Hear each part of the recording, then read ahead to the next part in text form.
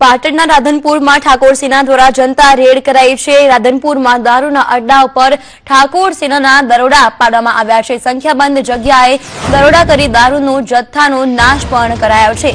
મહત્વના સમાચાર પાટણથી મળી રહ્યા છે। પાટણના રાધનપુરમાં ઠાકોર સેના દ્વારા જનતા રેડ કરાઈ છે। તેઓ દ્વારા દારૂના અડ્ડા ઉપર રેડ કરવામાં આવી હતી। આ અંગે વધુ માહિતી આપવા મને જોડાઈ ગયા છે મારા સંવાદદાતા યશવંત પટેલ। યશવંત, શું વિગતો મળી રહી છે? પાટણના રાધનપુરમાં ઠાકોર સેનાએ જનતા રેડ કરી હતી। આ રેડ દરમિયાન શું હાથ લાગ્યું હતું? અન્ય મુદ્દામાલ જપ્ત કરવામાં આવ્યો છે કે કેમ?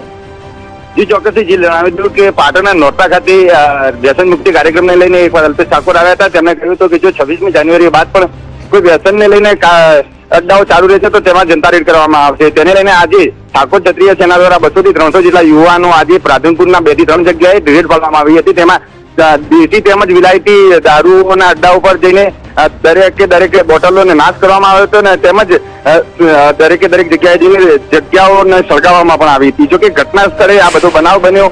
સમગ્ર ઘટના 3 થી 4 કલાક સુધી ચાલી હતી। તેમાં પોલીસ પણ હજી ઘટના સુધી પહોંચી નથી।